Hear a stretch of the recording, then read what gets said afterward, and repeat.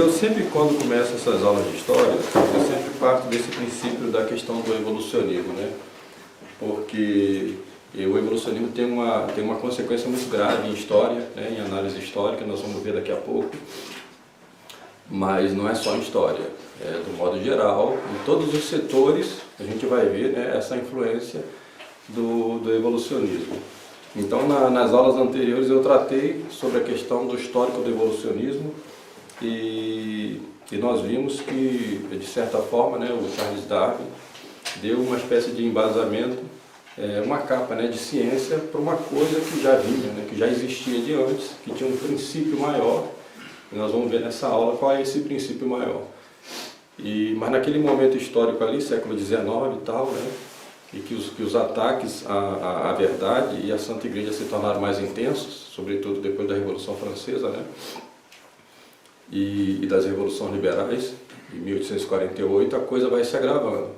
Então, o Darwin aparece num momento muito preciso da história, né, para dar essa capa de ciência que a coisa precisava.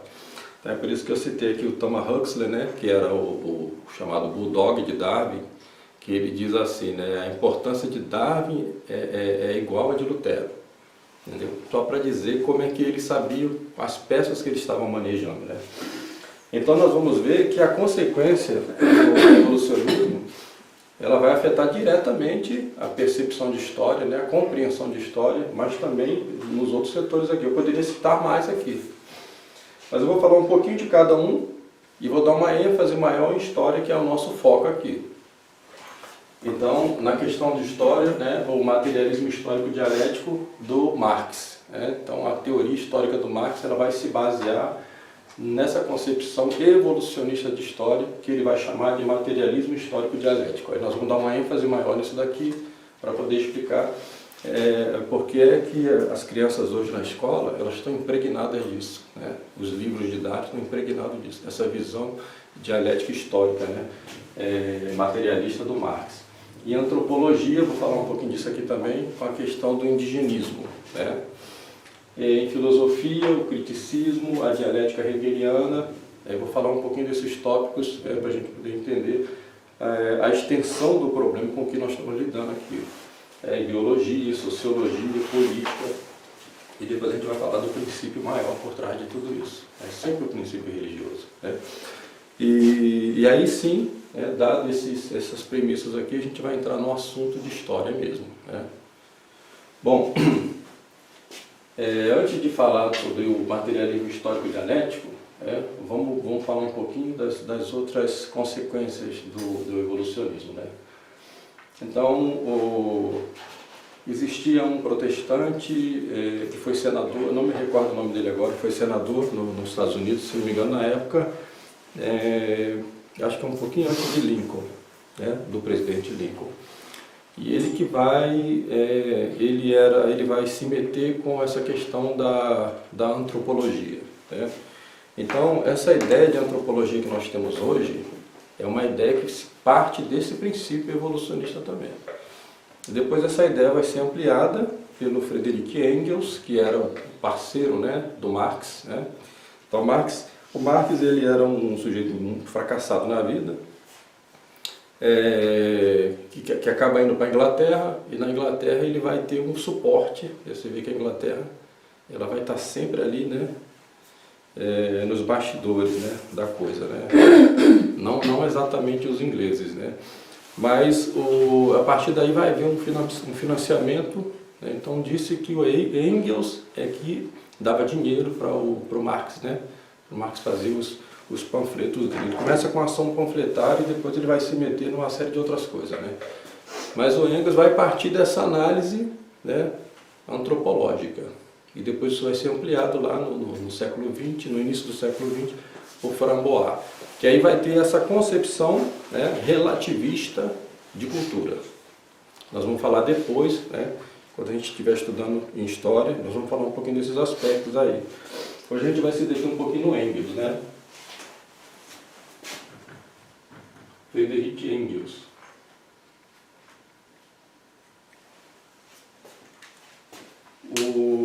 Então, isso daqui é importante a gente a gente começar a entender a questão da relação disso com o sino da Amazônia, por exemplo.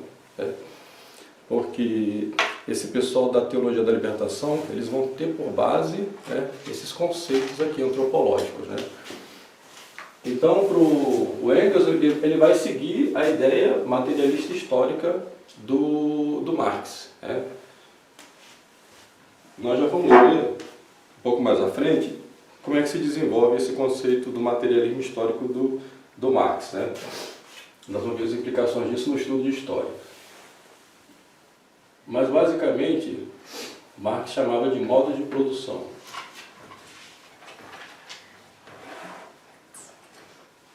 Então, para ele, a história é um desenvolvimento que acontece sempre no sentido evolucionista. Ou seja, uma fase da história que supera a que antecedeu. Né? E essa superação ela vai se dar a partir de um confronto de forças. Por isso chama dialética. Né? Quando a gente fala dialética aqui, a gente tem que fazer logo de cara uma distinção. Porque quando a gente fala dialética em termos filosóficos, a gente pode cair no erro de entender dialética no sentido dos gregos antigos, né? Que é o sentido de Platão, por exemplo. E depois esse sentido de Platão, sentido aristotélico, que vai ser usado na escolástica por São Tomás de Aquino. Mas a dialética no sentido de que existe um confronto de ideias, nesse confronto de ideias, uma disputa de ideias, né? Aquele que tem a verdade triunfa. E aquele que perde, nesse confronto, ele tem que aderir à verdade. Então, assim, é um confronto, né, de ideias, mas que também existe um grau de humildade em ambas as partes. Aquele que compreende que perdeu o debate, ele tem que reconhecer que perdeu e tem que aderir à verdade. Ele não pode ficar com orgulho, ferido, e ficar querendo combater a verdade, apresentando outros argumentos. Perdeu, aceita, né? E aí se chega, né, a verdade, que é a razão de ser, né, da nossa inteligência. A nossa inteligência busca a verdade. Essa dialética que nós estamos falando aqui é a dialética hegeliana. E depois nós vamos ver bem a origem disso, né? Esse tipo de diálogo é um diálogo em que não se busca a verdade. É um tipo de diálogo em que se diz que existe uma tese e existe algo que se contrapõe a essa tese, que é chamada antítese, né? Como se fosse o certo e o errado. Mas o certo e o errado, eles não têm o objetivo de confronto, mas de soma. Então aqui não há um confronto, há uma soma. Então o erro também contribui para a verdade.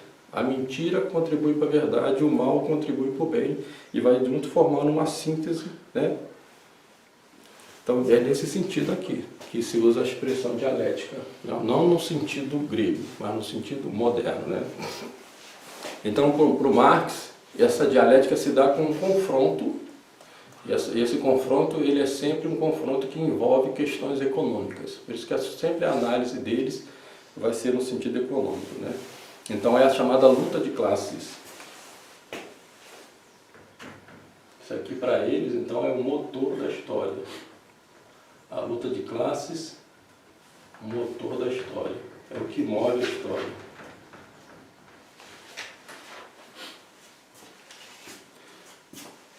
Essa luta de classe, ela vai promover uma síntese, né? Vai promover uma síntese. Então, é por isso que eles estão sempre dividindo a sociedade dessa maneira, né? Procurando fazer essa dialética. Pobres, ricos, né? Eles chamam de burguesia, proletariado, né? E depois isso vai se estender a outros campos, né? Negros, brancos, homens, mulheres, né?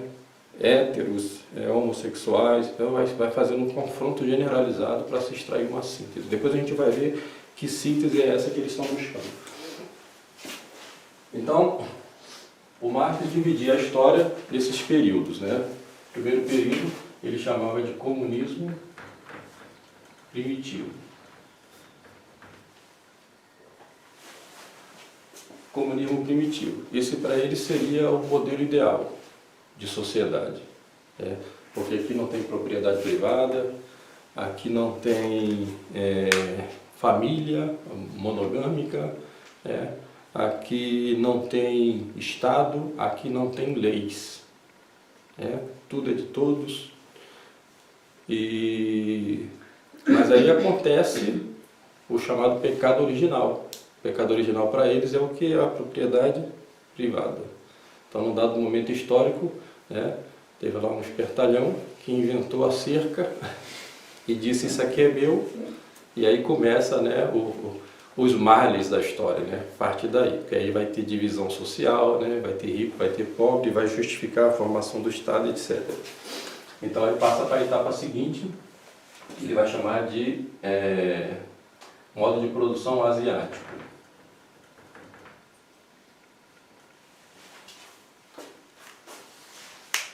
O modo de produção asiático, a essência do modo de produção asiático é a servidão coletiva.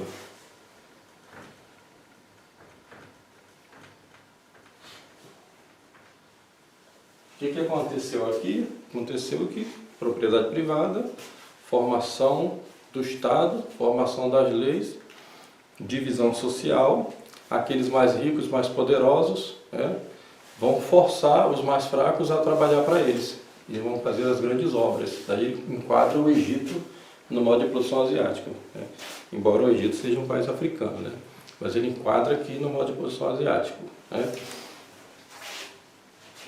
O motor da história é econômico, essas lutas, visando sempre o poder econômico, porque por isso é que se diz materialismo. Aqui não tem transcendência, a religião é só mesmo um mecanismo para justificar o poder econômico. Para eles é assim. Então, a superação desse modelo de produção asiático vai ser o chamado escravismo. Uma vez que você atinja um, você superou o outro. Então, a história ela é evolucionista, ela vai evoluindo, não tem mais retorno. E para você atingir um, é absolutamente necessário que você passe antes por esse. Você não pode pular uma etapa, você não pode sair desse comunismo primitivo direto para o escravismo, tem que passar. É por isso que essa ideia do Marx é chamada de socialismo científico, porque para eles isso aqui é ciência, é como uma receita de bolo, que a coisa vai funcionar dessa maneira aqui. Pois não. O que poucas pessoas entendem com relação à China é justamente isso, Porque o Olavo, por exemplo, ele fala que a China, na verdade, jogou no lixo a ideia de economia comunista e adotou o capitalismo, mas dentro do regime comunista, o que não é verdade. Não. Para eles só estão numa fase em que eles estão no capitalismo e vão superar o capitalismo. Então, por isso que a economia de lá não é capitalista, é comunista. Uma vez que a coletividade está trabalhando para alcançar o comunismo pleno do novo setor.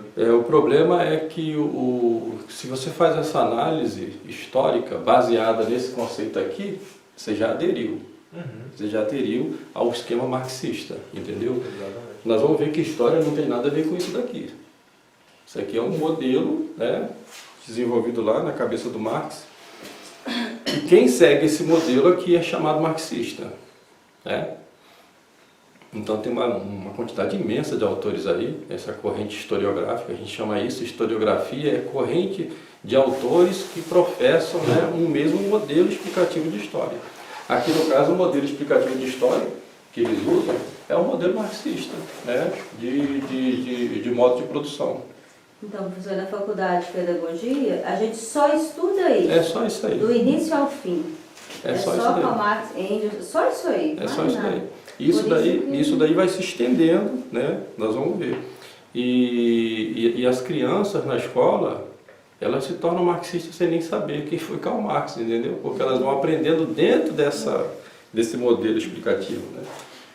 Então aqui vem o escravismo praticado na antiguidade, pelos persas, pelos romanos, pelos gregos, pelos mesopotâmicos e tal. E aí a superação desse processo escravista foi o feudalismo, na Idade Média.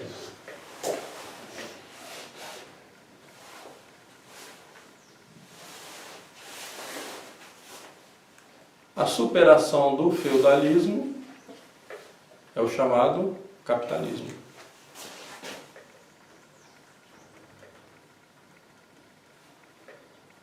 E a superação do capitalismo vai se dar no retorno do comunismo primitivo, que agora vai ser o comunismo ideal. É isso aqui que eles perseguem. Teve um documentário, professor, bem interessante sobre a história da Coreia do Norte. E aí um francês foi lá e começou a fazer ironias, e aparentemente o pessoal não percebeu, né? Começou a fazer gravações, aí tinha todo aquele teatro. Aí um dia chegou na praça e disse, nossa, que praça bonita, parque e tudo, né? Aí perguntou, isso aqui é de graça? Aí disseram, não, é sim, tudo de graça aqui. Ele disse, mas como é que funciona isso que eu nunca entendi direito? Esse negócio de comunismo, capitalismo. Aí disseram, não, a gente é um país capitalista. Aí ele disse, não, peraí, aqui o regime é... Ele disse, não, a gente está no capitalismo, a gente não chegou no comunismo ainda. Né? Aí você pensa, na Coreia do Norte é capitalista, né? Então, eles estão nessa transição ainda, né, do capitalismo para o... Porque na é. realidade nós vamos ver que o comunismo nunca chega. E nem pode chegar. Mas o que a gente entende por comunismo não é comunismo, é socialismo real. Porque o comunismo ideal nunca chega, entendeu? O que as pessoas tomam por comunismo não é comunismo, é socialismo real, que é o caso do regime da União Soviética, o regime da China, de Cuba, Coreia do Norte, né? É chamado socialismo realmente existente, não é comunismo. Comunismo é uma utopia, nunca chega, né? E é impossível chegar. Porque o comunismo seria, né, o messianismo, né? Ou seja, o retorno à Idade de Ouro, uma humanidade sem pecado original. Então isso é impossível. Pressupõe que todo mundo vai trabalhar sem esperar. Imagina, né? Não tem moeda, né? No sistema comunista que eles idealizam, né? Não tem moeda. Todo mundo trabalha, não tem dinheiro, não existe dinheiro mais. E também não existe lei. O sistema comunista que eles propõem é um sistema antinomista, não existe lei. Entendeu? Então, pressupõe que todo mundo é imaculada a conceição, todo mundo está livre de pecado. Todo mundo só vai promover sempre o bem, sempre o bem. Que é a base da ideia de Rousseau, né? É o homem bom, né? O bom selvagem. Então eu não vou me estender muito aqui, só para vocês terem uma noção do desenvolvimento histórico da coisa, né? Onde é que nós estamos nesse momento, né, da história. Então, para eles, nós estamos passando por essa transição do capitalismo para comunismo, né? E por isso tem que ter essa luta de classe generalizada. Mas nós vamos ver que o princípio é maior do que isso, né? Isso aqui é um modelo explicativo para a história, mas a coisa vai muito além disso. Ela vai muito além disso, né?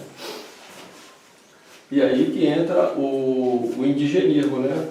Porque o Engels, ele vai se ater a isso aqui. É aqui que ele vai, né, compor a antropologia dele. E aí que entra o sino da Amazônia, né? Porque para eles o modo de vida ideal é o modo de vida indígena, né? Porque são os indígenas que vivem, que praticam o comunismo primitivo, né? Porque é uma sociedade sem classes, não tem rico, não tem pobre, igualitária, né? Todos trabalham para todos, né? Não existe família monogâmica, por isso o Engels vai escrever aquele livro, né? A origem da propriedade privada, que é o grande pecado original para eles, é a propriedade privada. Da propriedade privada vai surgir o conceito de família monogâmica, né? Que é o casamento entre um homem e uma mulher. E depois vai surgir como consequência disso, né, a formação do Estado. Então, por isso que o livro dele chama assim, né? Origem da propriedade privada, da família e do Estado. O Estado é uma consequência última da propriedade privada. Então, é necessário que se retorne à vida indígena, ao indigenismo, né? Que é o comunismo primitivo. Então, isso daí, a gente falando isso há alguns anos atrás, né, há uns 10 anos atrás, né, pareceria ridículo. Mas depois que a gente viu a Pachamama lá na Basílica de São Pedro, né, dá pra gente ver como é que a coisa é grave, né? Então aqui dá para entender, né? Professor, Oi. por favor, posso fazer uma pergunta? Sim. Na China, eles desenvolvem um conceito de família comunitária. A criança, ela cresce, mas ela é educada por todos da comunidade que o cerca. Então, eles dividem até por idade. As pessoas mais velhas, qualquer pessoa velha, criança chama de avó. Qualquer pessoa adulta, eles chamam de tio, e qualquer pessoa mais ou menos na idade dele chama-se de irmão. E isso em qualquer idade. A criança cresce, torna-se um adulto com esse costume. Ela é irmão, ou tio, ou avô. Eles desenvolveram essa coisa por causa para tirar realmente do indivíduo aquela ideia de família, né, e fazer essa família. Isso seria dentro dessa porque exatamente, é dentro desse conceito de comunismo primitivo, né? Porque a essência da família, né, é o grau de pertencimento a um determinado grupo.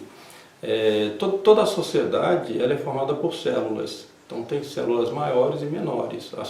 A menor é a família. Né? Então a família toma-se por base a sociedade familiar, que é essencial e é mais importante, né? Para a construção da sociedade como um todo. Né? Então por isso que, por exemplo, na Grécia Antiga, esse tipo de conceito era chamado comunidade gentílica, na época de Homero. Né? Então você tinha lá os núcleos familiares. E daí que vem a ideia de monarquia. Né? Porque o conceito monárquico é um conceito natural extraído da própria família. Porque a família funciona como uma monarquia. O pai é o rei, a esposa a rainha, os filhos são os herdeiros. Né? Na Grécia Antiga, por exemplo, nas comunidades gentílicas, o mesmo nome que se dava para rei era o mesmo nome que se dava para pai, Basileu, o mesmo nome, entendeu? Então a ideia monárquica é uma ideia, né, natural, baseada nesse conceito de sociedade autossemelhante. São sociedades maiores, sociedades menores, mas que têm que ter um grau de semelhança. A sociedade maior, que é a sociedade política, né? Sociedade civil, semelhante à sociedade menor, que é a sociedade familiar. Então eles querem quebrar essa noção para dizer que a família é o Estado, né? É o Big Brother, né? É o grande irmão, né? Como o Stalin se autodenominava, né? na União Soviética. É o grande irmão, é o conceito de família. Né? Agora, isso também, de certa forma, né, é contrário ao conceito de família maior ainda, que é a família espiritual, que é a Igreja Católica. Né? A Igreja Católica na realidade, é esta família verdadeira. Né? É essa família que vai além do sangue. E depois nós vamos ver que esta ideia, né, de família espiritual, família maior, né? Porque era uma novidade no mundo antigo, por isso que muitos pagãos vão se converter ao cristianismo, né? Sobretudo os gregos, na época ainda do Império Romano, porque é um conceito de família que vai além do conceito de sangue. Olha como é que a perversão comunista vai. Ela vai perverter esse conceito, porque o conceito de família cristã, ela vai além do sangue, ela vai além da nação, né? Ele é um conceito de família que você adentra, passa a fazer parte dessa família pelo batismo.